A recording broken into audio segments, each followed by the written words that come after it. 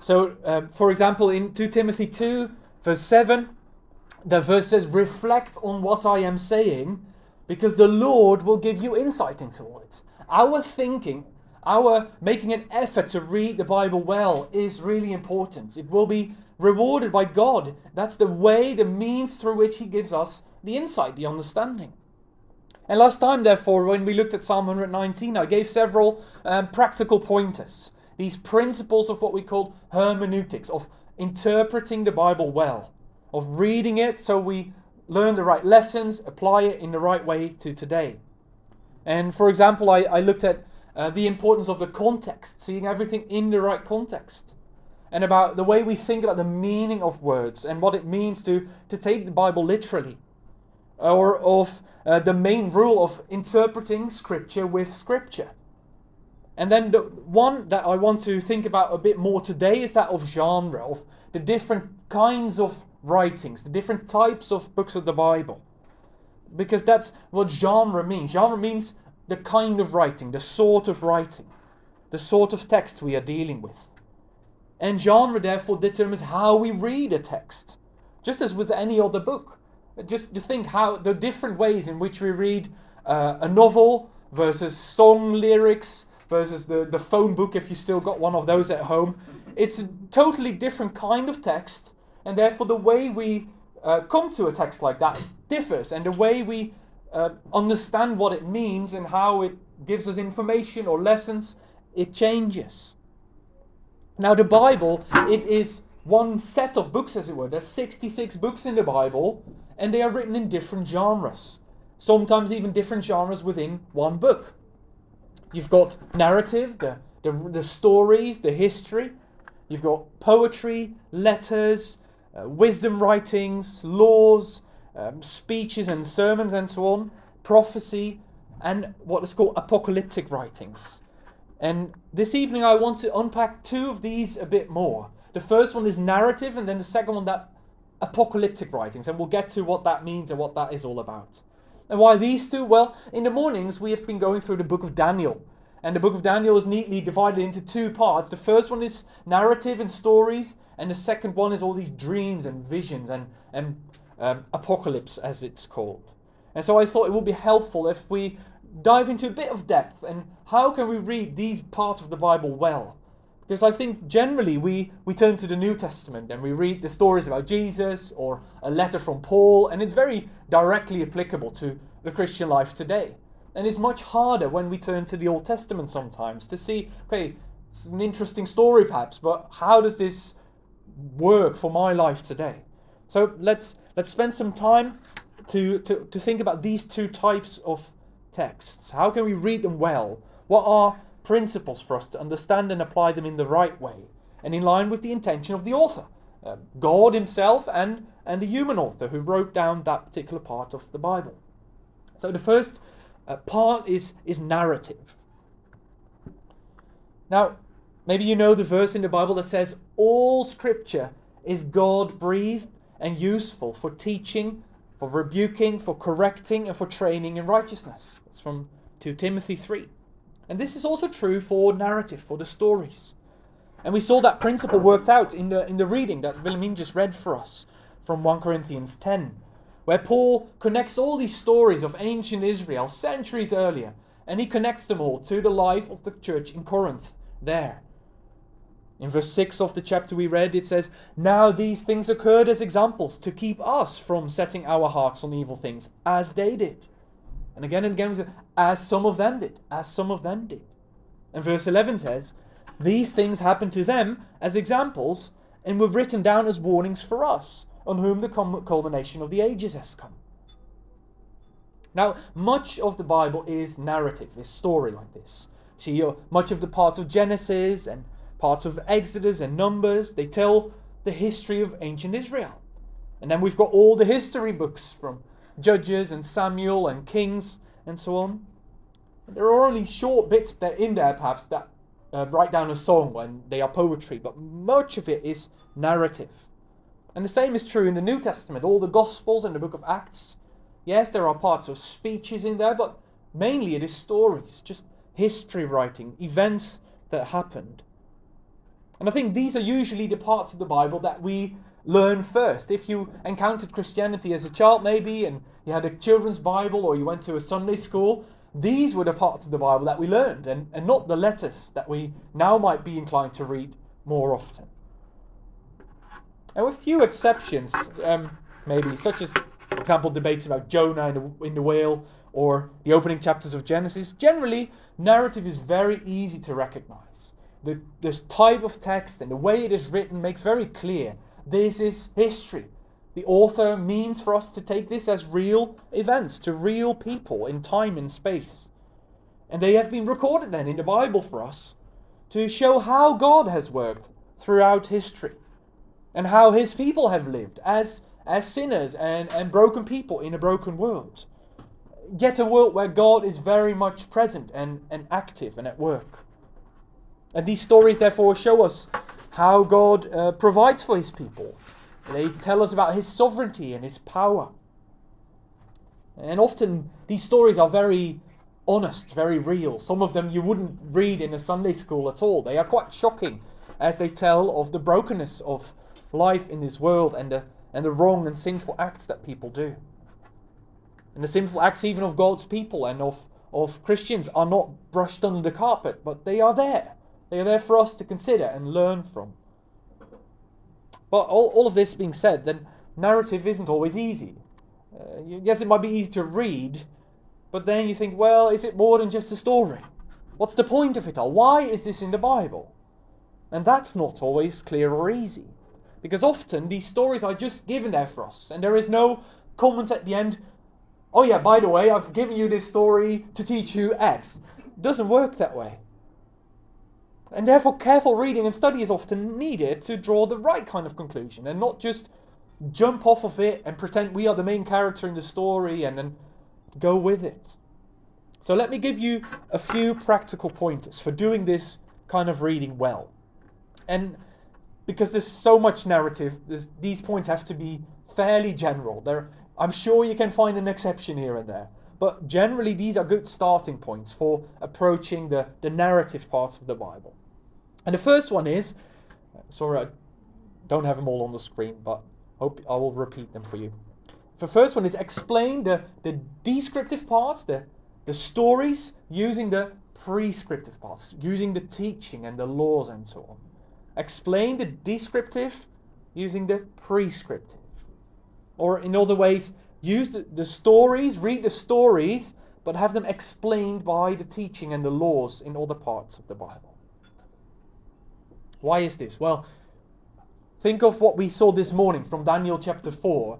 Daniel was there, standing in front of a king, telling him what is going to happen in his dream, and he did that in a particular way. And even that was a good way in which he did that. He told the truth in love, as we saw. But first of all, that is a description of something that happened. It's a historical account. And it does not necessarily tell us you should do the same thing. See, we live in a different time, in a different place. We are not servants in the court of a king. So there is always a bit of translation needed. We are in a different part of redemptive history. By now Jesus has come, and that changes the way we think of things. So we can't or shouldn't always do the same thing. However, we do have the other parts of the Bible that are prescriptive, that teach us this is how you should live.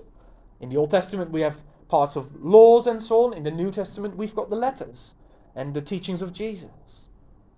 And they help us to show then which parts of the stories are general and are applicable to us as well. And the stories in their own place give an illustration, as it were, of those principles.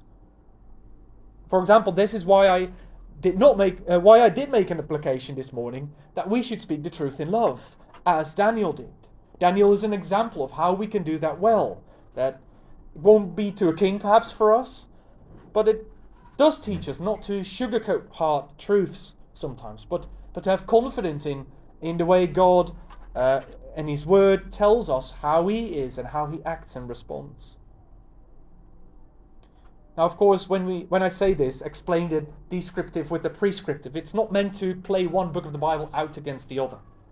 or to say, well, Paul is more important than, say, Samuel or Ezra. That's not the point. All of these books are inspired by God. They all have authority, but we should use each part in the right way. Second principle then. Second principle is generally don't draw your doctrine from narrative. Generally speaking, don't draw your doctrine only from narrative. And this kind of flows from the previous. First of all, these are stories. These are descriptions of what happened. And often they are from a human perspective and just telling how people felt and acted. And therefore we should be careful to understand, for example, what we know of God and His character. We don't base it solely on these parts of the Bible. As an example, this morning in Daniel 4, we saw King Nebuchadnezzar, a pagan emperor, and he said some really great and truthful things about God. But we only know those things are true because all the parts of the Bible also confirm it. We can't just go at, the Bible here tells us someone said this about God, therefore that's what God is like. It doesn't work that way. For example, a counterexample is the book of Job. Job's friends say all sorts of things about God, but they aren't right. They are wrong in their understanding of God. So if you just take a story and use what that person says about God or says about life, you might be going wrong. You need to understand and build your doctrine from the whole of the Bible. Yes, a story can illustrate it or deepen it in some way, but don't build it only on stories. Another example of this is, for example, in the book of Jonah or in the book of Genesis, when Abraham prays for Sodom and Gomorrah. In those stories, we see God foretelling destruction or judgment somewhere, and then because of a prayer or Jonah's preaching, God does not act that way. If you just look at that story, you think, well, God changes His ways and He just turns around when human beings say something to Him. If you just base your understanding of who God is on those stories, you go wrong. We know from the rest of the Bible that God is sovereign and all-knowing, and He is above all these things. And yes, there is mystery. In some way He does react and use prayer in His plan and in that outworking. But don't just go through those narratives. Then you quickly go wrong. So firstly, explain the descriptive using the prescriptive. Secondly is don't draw doctrine only from narrative. Third principle is how to recognize the main emphasis. Recognizing the main emphasis. So, of course, we know that and believe that the whole Bible is inspired by the Holy Spirit. God Himself used these people to write down His word. But remember also that writing things down in ancient times was very expensive and difficult. So when they write things down, they have to be selective, and they can't just write down every detail and get another stack of 500 A4 sheets from the supermarket. They had very cumbersome ways of preserving this for later times. And that already gives us a pointer that whatever they do write down means that it is a careful selection. It's not just sort of, I like that bit as well, and a couple of details here and there just to pad out the story. No, the details they chose to write down, the specific sentences that the main characters speak, they are carefully selected from all that they could write down. So there is a point to it.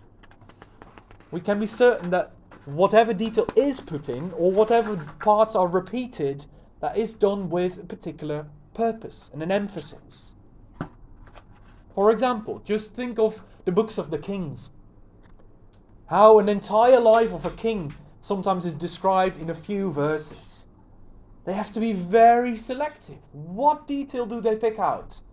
And in the context of the whole book, that is a crucial pointer to what the author wants us to learn from a whole life of a king in Israel. What has he written down?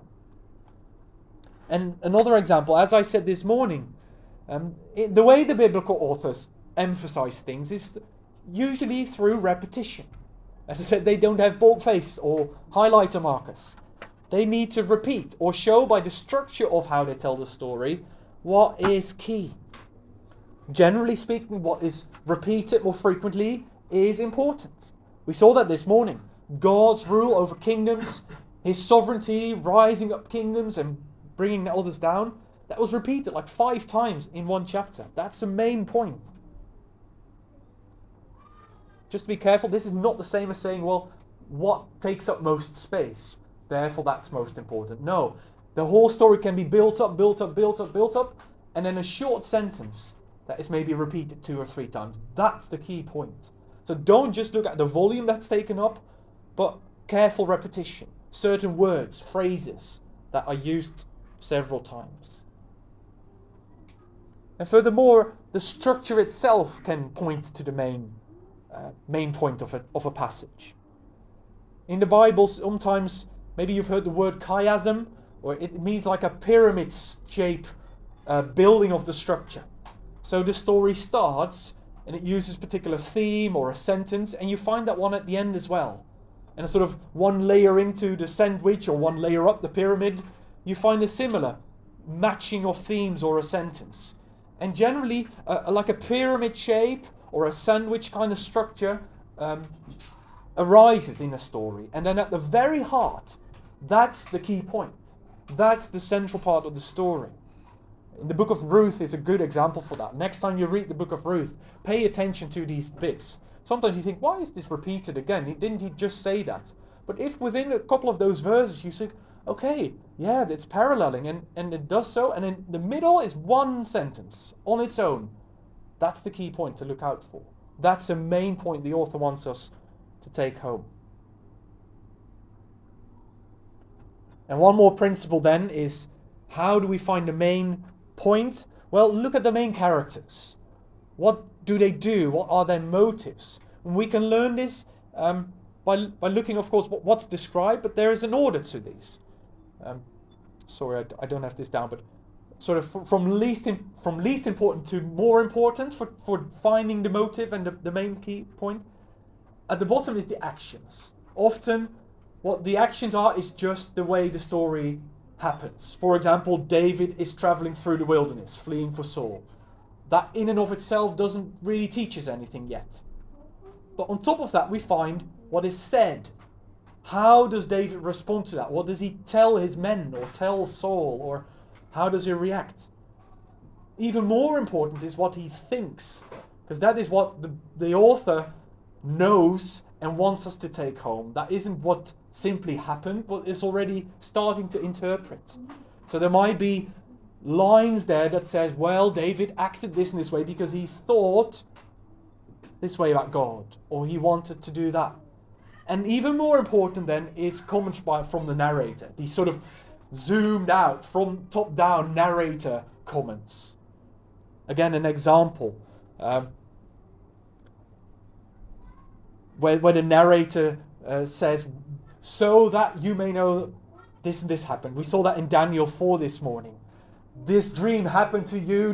The angel tells it in Nebuchadnezzar's dream. This all happened so that you may know that the God of heaven is sovereign over all. And for example, going back to David, the story where he counts all his people. That chapter starts with, now God was angry with Israel, and therefore he incited David to do this, and then the whole story follows. It's a crucial sentence at the start to help us understand why this whole story is even there. So we've seen using teaching bits to understand the stories. Generally, don't build your doctrine purely on the stories. Thirdly, some principles to find the main point. Now, fourthly, remember that these stories are all part of a bigger story, with Christ at the very heart of it all. In other words, context is crucial. I want to emphasize this again. Context is crucial. And this shows us the benefit of reading larger chunks of the Bible, or reading through a book in successive days. The New Testament often refers back to the Old and says these were all pointers and shadows and types, all pointing forward. They are looking forward to Christ and part of a bigger whole. Think of a TV series where you don't just watch the final 2 episodes, good as they may be. No, you want to watch the whole season. And you want to see how the story builds up and fill in the picture and get get to grips with the story and see suspense building. And then the final episodes are best of all. Well, it's a bit the same with the Old Testament. All of that is building the picture, giving us an understanding of the world we're living and the main characters. And then when Jesus comes, it all makes so much more sense. I still remember my last time trip in Kenya a couple of years ago. Some of those men, they were pastors in churches, but they did not have the Old Testament. Imagine reading the Gospels or the book of Hebrews, and you don't know what a tabernacle is. You don't know what sacrifices are. You don't know the stories in the Old Testament. It's so complicated. We have the narrative bits to help us see more clearly what Christ came to do when he died for us on the cross, and what sacrifice is all about, and salvation is all about. And so in these stories we get pictures of that. We get pictures of salvation, of rescue, of sacrifice, and we see throughout the cry and the search for a good and perfect king. All Israel's kings fail again and again. And so there is a cry, no, we need a better king. We need Christ. And we see the outworking of sin and a desperate need for outside help, for God to come in and fix things, and so on. These are many ways in which the stories can help us connect the gospel to life today. Just to make that connection in a natural way, respecting the context of Scripture and so on, and not in a forced way. And of course, that's a topic in and of itself, so I'll leave that there. And finally, now, just a caution. When you read a story, don't press every detail, as if all of the details have their application for today, as if it's some sort of big allegory. No, it's safe to start with the principles we just thought about. Find a main point. What is going on here? What's the main lesson? And see from there if there are perhaps several other lessons, but don't press every detail. Now, in conclusion, do read narrative. Narrative is showing us that our Christian faith is not something ethereal and up there and out there. No, it is real in this world with real people and real events. And God is present and he is active and at work. And these stories are often exciting. That's why we still watch movies and read novels, and we like stories, don't we? And we see this in the Bible. This is how God has told us what he's like and what is going to happen. The Bible isn't given as some sort of theological treatise that tells us in a few lines and a few rules, oh yeah, by the way, this is God and this is how you get right with him. No, it builds up the picture through stories. And we see how it comes to a climax in Jesus. And through him then, through Christ, these stories become part of our story.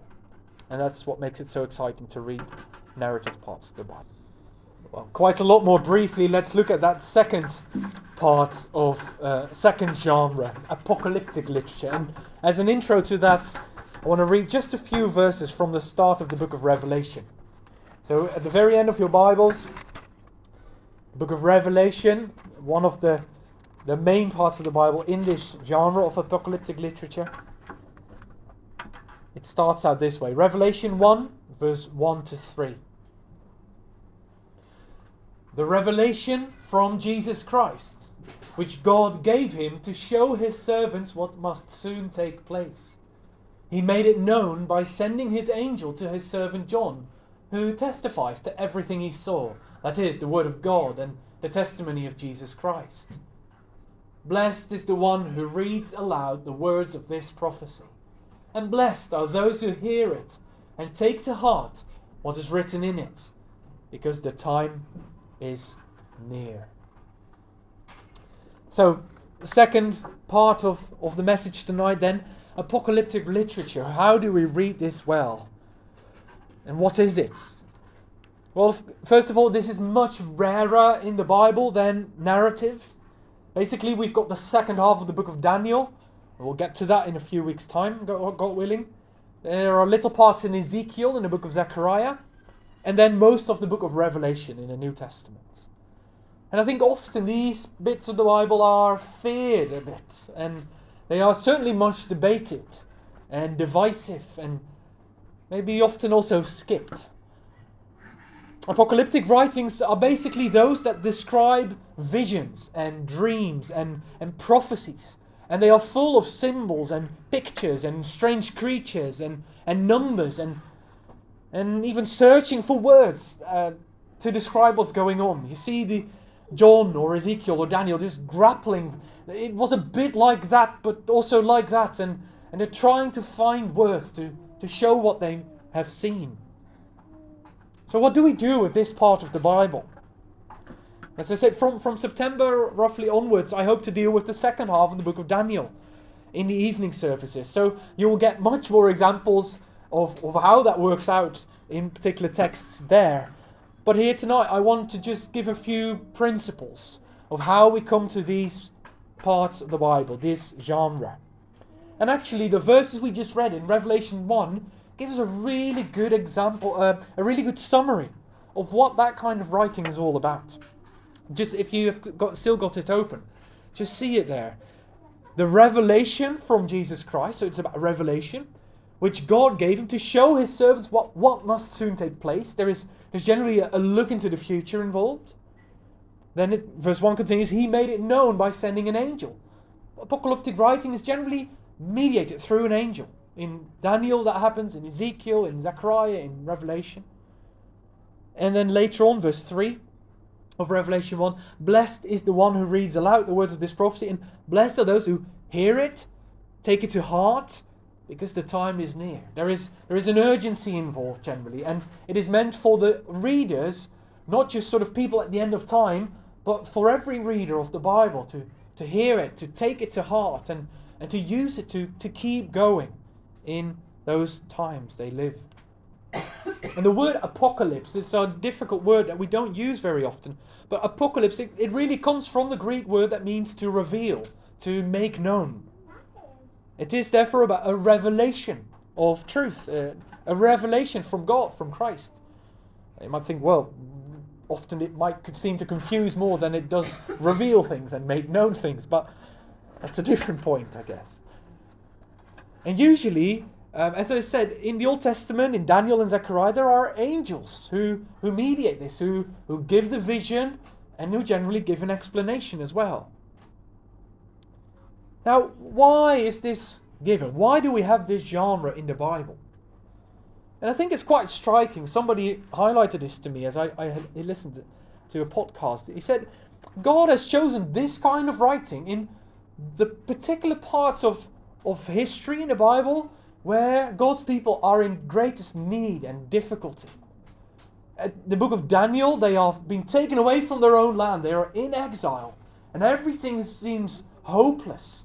They are away, and the temple is destroyed, and shortly after it, there will be hundreds of years of silence from God before Jesus comes. And the prophet Zechariah and Ezekiel writing the very same time. And then we find it again at the very end of our Bibles, the book of Revelation, at the end of the New Testament, when the church is under persecution and struggling, and it's all not clear. Jesus has gone up to heaven, and it's waiting for his return. So you see that pressure on the church or on God's people, and at the same time a waiting for Christ. And in that, God has chosen to give us this kind of writing, this kind of literature full of pictures and symbols and all of it to give encouragement to his people, to encourage his people, as verse 3 in Revelation said, to take heart, to hear it, take to heart, because the time is near. Later on in Revelation 13 verse 10, it says, this calls for patient endurance and faithfulness on the part of God's people. It's really what this all is about. People, keep going. There will be an end to it. God will win. Keep going. Hold on. Persevere. Endure. And that leads to that other element, that Apocalypse is revelation to show his servants what soon must take place. It gives us a look into the future of what is going to happen until Jesus comes, or returns in our case. And remember this then, God has chosen to give us this kind of writing not to puzzle us or not to divide the church, no, but to encourage his people when times are difficult. And that's the way in the time when these visions and pictures and symbols come in, and these stories, basically the narrative, when things become really hard, or in picture, when you struggle, you don't have the concentration to read something. What can help you? Well, a picture. Look at a painting. See, a picture tells more than 1,000 words. Or you can say that apocalyptic writing is like the comic book part of the Bible. And kids, you may like comic books, right? And you'll have all the drawings there and little bits of text maybe, but it's all the pictures, and they tell the story. They are vivid, and they are evoking all these emotions and powerful pointers to what's going to happen. And as they say, indeed, a picture is worth more than 1,000 words. And so it is with these books. So, first main point is, don't start with the detail. Don't read one of those visions and think, oh, I don't get that bit, and I don't get that bit. No, zoom out. And as it were, glance at the picture as a whole. As if you're reading a comic book. And what's the main point? What are the emotions that come up? It's not about a puzzle to be solved or a riddle to be unpacked and unraveled. No, what is basically the feeling you get? What is the encouragement you find by looking at those pictures? And usually the main point is, just as with the book of Daniel, God's kingdom lasts forever. And Jesus wins. And whatever Satan tries and whatever the world looks like, it will end well. Because God is in control. And He is ruling from heaven. And one day Christ comes back and it will all be over. That's the overarching point. And so when we come to these parts of the Bible, don't feel the urge to get your newspaper out right away and see where all the things fit in, or get your charts there and puzzle the whole of future history together. That's not the point. I know I gave you a chart about the book of Daniel, but it can help us. But generally, don't start there. No, first of all, see, where is Christ? Where is God? What do I learn about Him? See God as a divine warrior, a protector of His people, someone in control, even though the whole world is sort of raging and churning. No, He is a warrior and a king and a protector who brings His people through all those trials and hardships. And that is a really encouraging message. And some very brief practical points then to close with. Again, with these books of the Bible, remember there was an original audience. So often with a book like Revelation, we take it to today and we think, what does this mean for British people in the 21st century? No, first go back. No, what did this mean for the first church in the days of the Apostle John, when they were under the oppression of the Roman Emperor? What did this mean to Europeans in the 12th century? What did it mean to Chinese people in the 20th century? It's not just for us today and what we see in the news today. Again, the second principle is, again, look at the main point of each vision. Same as with the narratives, really. Don't start with the details and don't press every detail. Now, what is the whole picture? Sort of the overarching feel of it. What is it trying to tell us? Where is God? Where is Christ? Get terrified at the beasts. Get encouraged when the warrior comes in. What is that? What's the main aim? And thirdly, often there is an angel in the vision. And he gives explanations. I think sometimes people make these books more difficult than they really are. Quite often, most of those visions in the second half of Daniel, the second half of the chapter just explains what it all means. Okay, still, sometimes the explanations are not that easy, but at least the pictures are explained for us, and we've got something to start with. We'll get there in a few weeks' time, and you'll see what I mean. Fourthly, then, someone said this very well. Before we try to read Revelation or Daniel like a scholar and understand it all, read it like a 12-year-old boy, he said. Get thrilled. There is a dragon in the story. There is a beast, and then there's this warrior on a horse going in. Wow, that's cool. And he's on my side, and he will win, and it will all be well. That's the way we start with these books. Don't try and dig into all the specific timings and numbers and names and whatever there is. Of course, after that, further study does help, and it fills in that picture and that emotion and that main thrust. But don't start there. Fifthly, with so much symbolism generally in these books, the numbers are generally also symbolic. Don't take the beasts and the pictures in a figurative way and then try and figure out what that number 7 means, or 3.5, or 1,000, or whatever it is.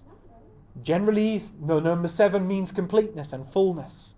The number 12 is a link to the people of God in the Old Testament and in the New, the fathers of Israel and the disciples. The number 1,000 is a great number for a great amount or a long time. It would not be logical for all these numbers to suddenly be literal when the rest of the vision is all so full of symbols and pictures and like a comic book.